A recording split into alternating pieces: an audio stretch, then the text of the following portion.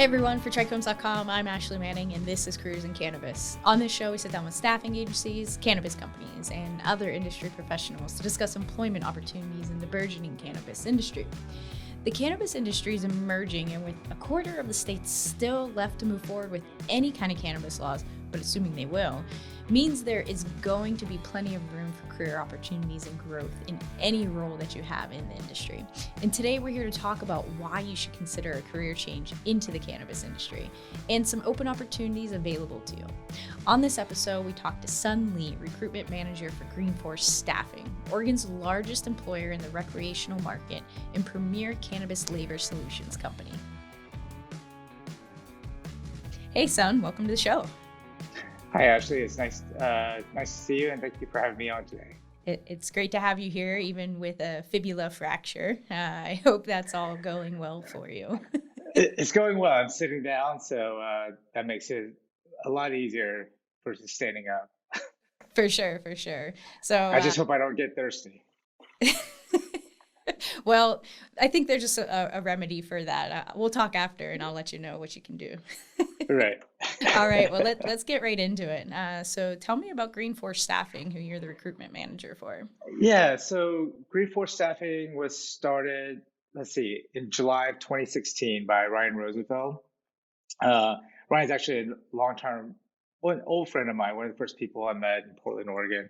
We're based out of Portland, and both of us have a background in some medical marijuana in the past. And what he saw happening was that as people who were in the medical cannabis field started going from basement grows into warehouse grows, and going from 10, 20 lights to 100, 150 lights in a facility, that there's going to be a larger need for labor. And so he started GreenForce Staffing in order to meet those labor demands. And also, one of the things about the cannabis industry, I think, with farms is that, if you have a farm that the main core employees that you have, you may only need 5 or 7 or 10 employees, but then when harvest time comes, or post-production starts happening, then you need to scale up, and you have this demand for short-term labor for a week or 2 weeks, and that's kind of where GreenForce comes in. Or if companies fall behind in their production schedule, they can give us a call, have some temporary labor coming in. Because we handle the scheduling, the payroll, all the employee taxes, workers' comp, we make it very easy for our clients to just plug and play for the most part. And then, another part of our company's revenue stream is recruiting and headhunting as well. So we work with a number of companies throughout the country that are looking for something more specific, like a sales director or director of extraction lab or sales representatives, accountants, and things of that sort. And that's where I come in also and do all the recruiting, the initial interviews, and just trying to find the ideal candidate for companies. That way, because there's a lot of time and cost involved with recruiting, that for a lot of these startup companies or smaller companies, that time is usually spent by the owner of the company, that maybe they should be doing something other than trying to recruit people and maybe trying to grow their business. And so we like to save them some time and hopefully find them the best candidate possible. You mean to tell me that one person can't just run a cannabis operation? I mean, usually they can for about 2 months. and that's kind of how GreenForce started, as well, as a one-man shop for about the first year. But then as the need for employees grew and the company grew with more and more clients, that's when Ryan reached out to me and asked me to kind of come on board and help, because he was doing all the business development, the interviewing of candidates, going to job sites and everything like that, scheduling. And so then I came on board to help with the recruiting side of things to, alleviate some of those pinch points. Save me, son. Literally. For a fee, we can always discuss what we can do. Well, so you guys are located in Oregon, but your clients are national, correct? We do have a number of national clients. The majority of our clients are, on the temporary employee side of the business. Our clients are going to be Oregon based. We haven't really expanded into other states at the moment. That is something that we are considering. But as far as the recruiting and headhunting goes, then I've worked with companies in Oklahoma, California, Massachusetts, Michigan. Okay, good markets to be in, and anticipate those numbers growing. I believe there's a quarter of the country still left to legalize, and I'm assuming Right. going to legalize at some point or becomes federally legal, then they don't really have an option, I don't think. So we'll Right. see if that pans out. So a question that I haven't really heard anyone answer is, why should someone consider a career change into cannabis? Well, I think, as you mentioned, with federal legalization potentially right around the corner, even though Biden's administration just recently had this weird thing with their staff who have come from legal states that have used cannabis, which are either they're working remotely or they've been let go. So that's a bit of a discouragement, I think. But I think federal legalization can't be far behind. I think more than two-thirds of the adult population in the United States favors legalization of cannabis.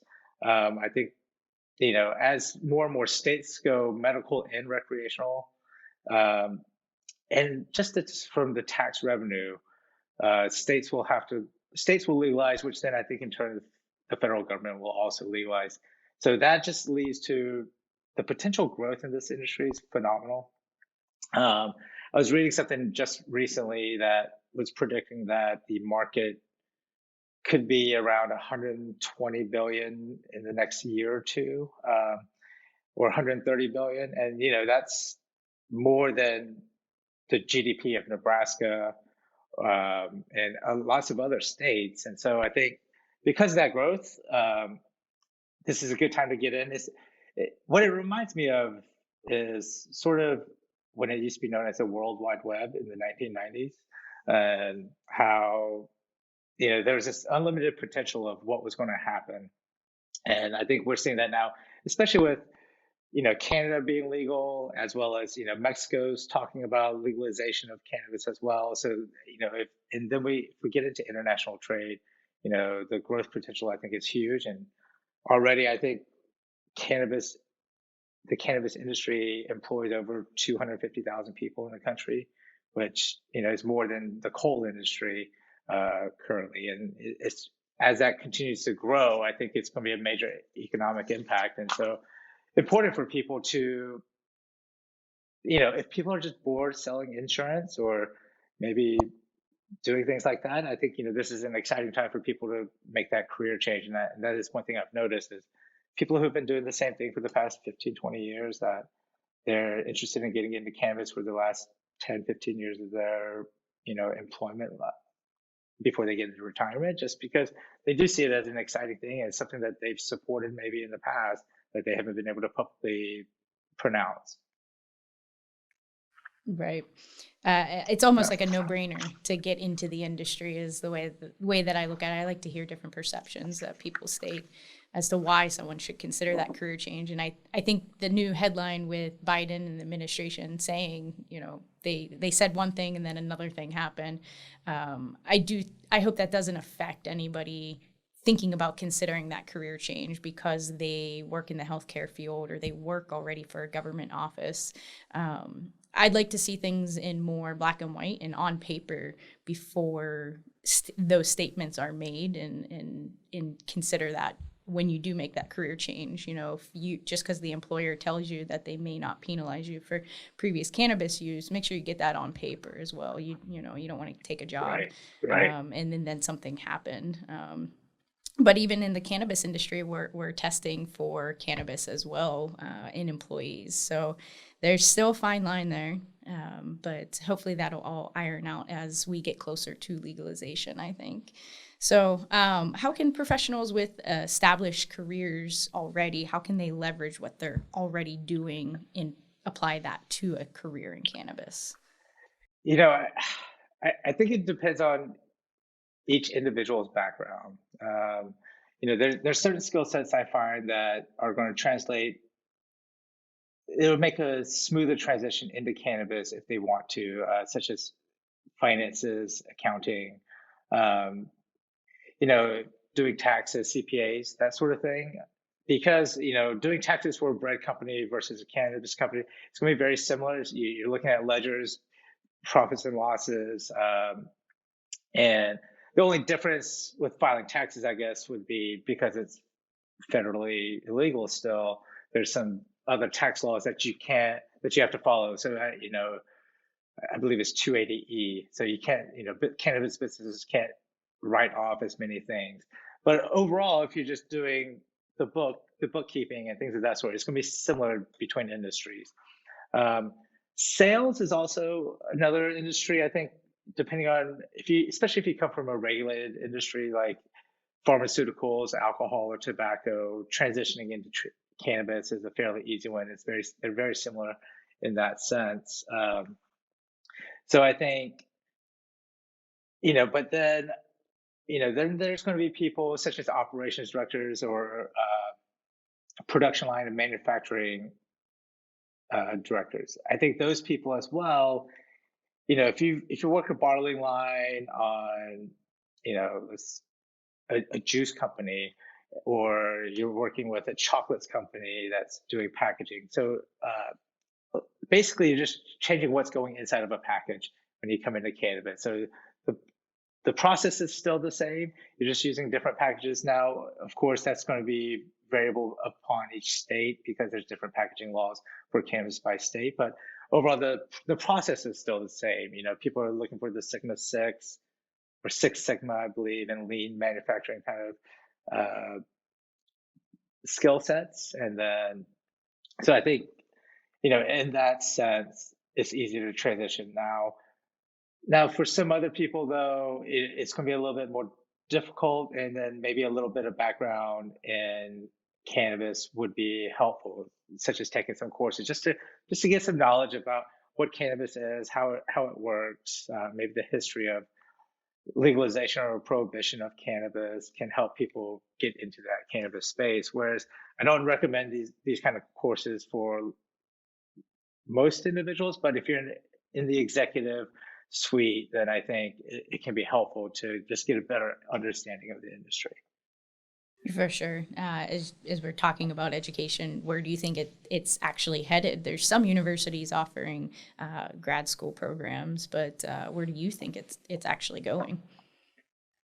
I think right now it's in those infant stages. I had an individual from a college in Maryland reach out to me about his cannabis curriculum course.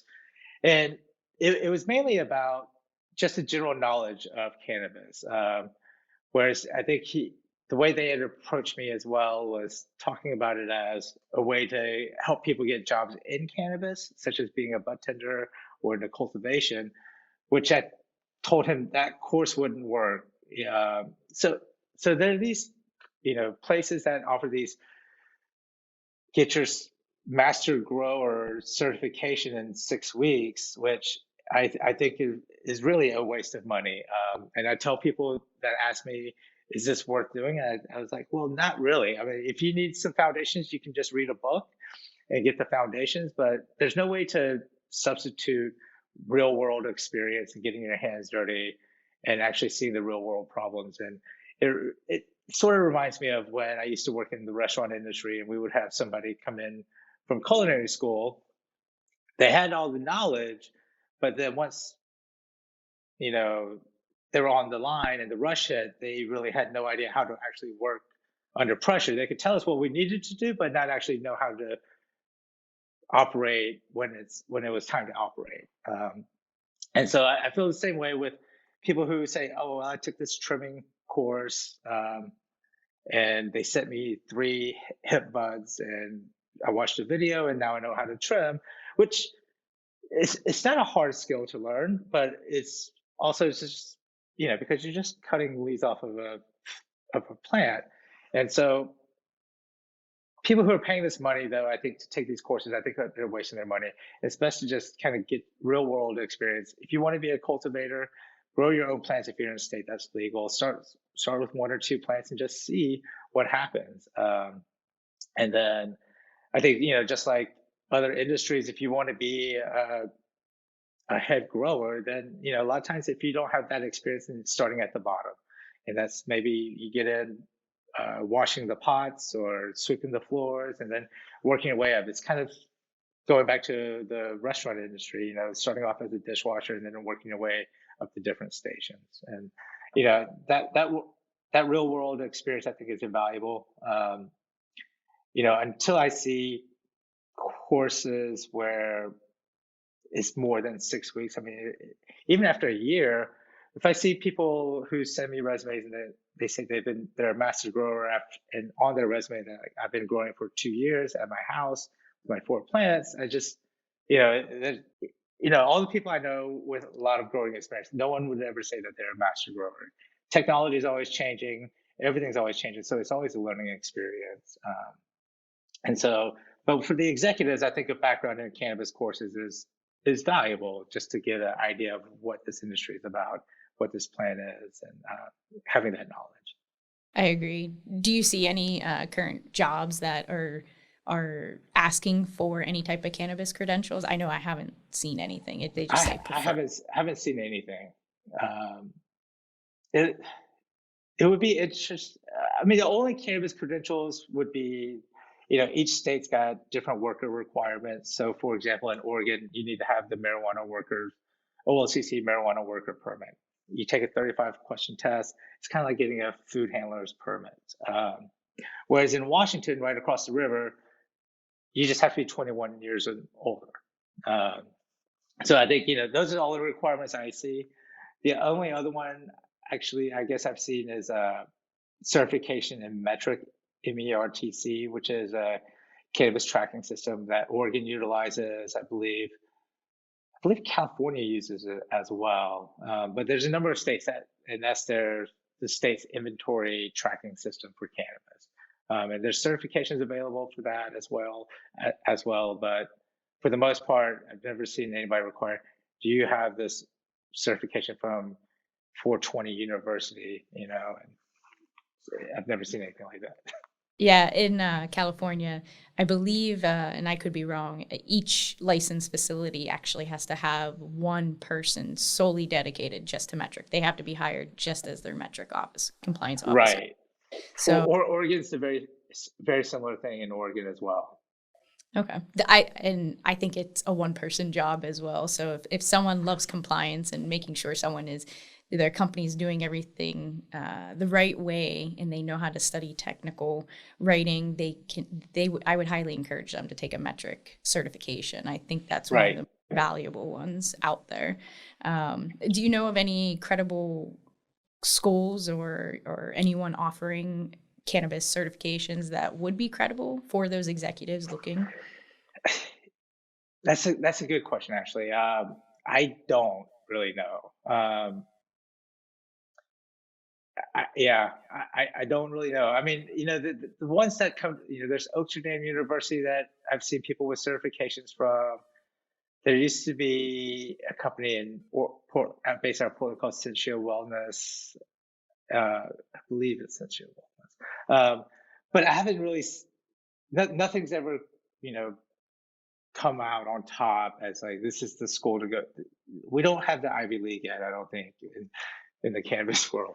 That's what I was hoping you would say. There's a ton of certificate programs out there and universities offering programs, but I don't think it's perfected yet. And like you said, there's not really anybody asking for that certificate. So what's the need to do it outside of just you want to get educated in it? I think it looks great on a resume, especially if you've been home growing for 5 to 10 years. It's hard to, how do you put that on a resume? I mean, in cannabis, I guess you can. You've been growing for 5, 10 years at home, but how do you actually apply that onto a resume? Right. And, oh, sorry. No, go ahead. Well, I was going to say, one degree though that's in traditional higher education would be, horticulture or agronomy, those kind of bachelor's or master's or doctorate degrees. I think I've seen some higher level positions where they want people to have a background or that have that science background. And so that if you were going to go to get higher education and you have 4 years, um, those would be some of the degrees I would pursue if you wanted to get more into the cultivation and the soil science side of things. Just because as these cannabis companies and farms become larger, we're basically getting into commercial agriculture and being a commodity, and so I think that's where some of those skill sets would come in, and that education would be beneficial. Agree. So let's shift gears a little bit Yeah. and what kind of positions does GreenForce Staffing have currently available right now? So right now, let's see. I'm working with a company out of Los Angeles. They're looking for a director of cultivation. They have essentially they have a 20,000 square foot blank slate that they need somebody to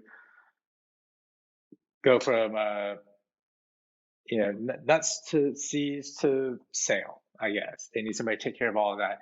I'm also working with a company out of Central Oregon. They need an extraction lab director to oversee multiple extraction labs that they have.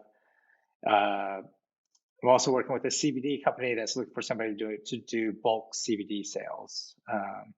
They It's two companies. They make a proprietary extraction machine, but they're having a showcase essentially, and then for the showcase, they'll end up with a lot of bulk CBD extract.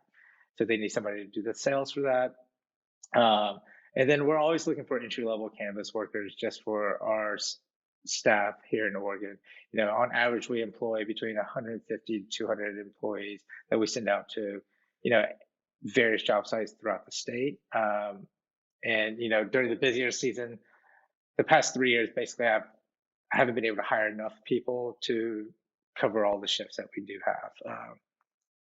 Just because there's such demand, and there's the depending on the timing of especially early fall when it's harvest season, and everybody wants to be the first ones done. So Absolutely. So on the Croptober fall harvest, if someone, because there's a lot of people who just want to help during Croptober, when would you right, suggest right. them actually applying for the Croptober positions with you guys? For us, I would say June, July, because what's happening now in Oregon, I think, is more and more people are doing light deprivation style of growing outdoors in Southern Oregon. So then there's the harvest season. There's essentially two harvest seasons now. One in June and then another one in August, September, October. So I would say June, July is always a great time to apply with us. Please note that in Oregon, there's a regulation that requires all employees to have a marijuana worker permit. But I think, if even if you're going into California or anywhere else, you know, midsummer is a good time to get on people's radar, uh, because some places are, pulling earlier than others. And then, I think the real hiring will begin like July, and then everybody's just like, bring me every hand you can find. Do you have to? I know where I'm from in Pennsylvania, people like to come out to California and in Oregon during that harvest season. Do you have to be a resident of the state that you work in, or is that You don't have to be state? a resident for Oregon. If you live in Pennsylvania, for example, you could take the test to get your worker permit in Pennsylvania and just have it ready. And then, one thing that does happen every year in Oregon is because they have so many applications submitted from people coming in from all over the country. We even have people, yeah, as well as the world, but that makes it a little bit harder for us just because of the visa issues. Um, but across the country, people are coming in during that season wanting to work and get their foot in the door. Because also, if you don't have any experience, this is one of the best times to get your foot into the door into the cannabis industry and get that experience and put it on your resume finally. Because during that time, there's such a labor shortage. Usually, companies will hire anyone who submits an application. Yeah, it's that very therapeutic too. I know people who come out here for just Croptober and they're like, this is what I do to relax myself at the end of the year. And I don't want to do anything else in the cannabis industry besides trim. And okay, all right, that's And fine. it's a great But it's time just to catch up on your podcasts or whatever stories you want to listen to, and also just meet a lot of great individuals. for sure, great conversations for sure. Are you seeing people that do start out as trimmers continuing to stay in the industry, or is it I fluctuate? do. I mean, a lot of our employees, for example, will have no experience. We'll bring them on, and what really stands out, I think, in the cannabis industry are people who actually show up on time, that are professional, have a good work ethic, and no matter what your background is before, what I find actually is people who have been in the cannabis industry for a while tend to have more of a sense of entitlement and maybe not the best employee. Whereas people who really are interested in getting into the cannabis industry, they work hard, they do well, they get hired on by our clients typically, and then there's another path for them to succeed and move up this cannabis ladder. Exactly right. Exactly right. So how can people reach GreenForce Staffing? You can go to greenforcestaffing.com.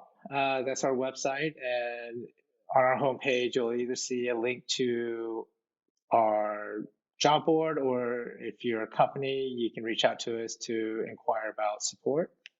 You can also call us at 503-707-3305, or I'm always happy to take any inquiries as well. You can just email me at sun@greenforcestaffing.com. Awesome. Well, I appreciate all the insights you were able to give us, and there's opportunity out there for everyone, and I really want to help spread this message. So I thank you for your time today, and I look forward to having you back probably closer to Croptober and seeing what other needs you might have. That sounds great. Actually, I appreciate you guys having me on today, and it was a real pleasure talking with you. And yeah, have a great rest of your week, and then we'll talk again soon. My thanks again to Sun Lee of GreenForce Staffing for being my guest on today's episode. You can follow our series, Careers in Cannabis, as well as more great shows like this one at trichomes.com. If you're a member of the cannabis community and you have a story you want to share with us, please reach out. You can reach the show by emailing careersincannabis@trichomes.com. Please take a second to subscribe to the podcast and write a review. It really helps others to find the show. You can also join in the discussion with industry insiders by following us on all social media and visiting trichomes.com. For trichomes.com, I'm Ashley Manning. Thank you for listening, and be well.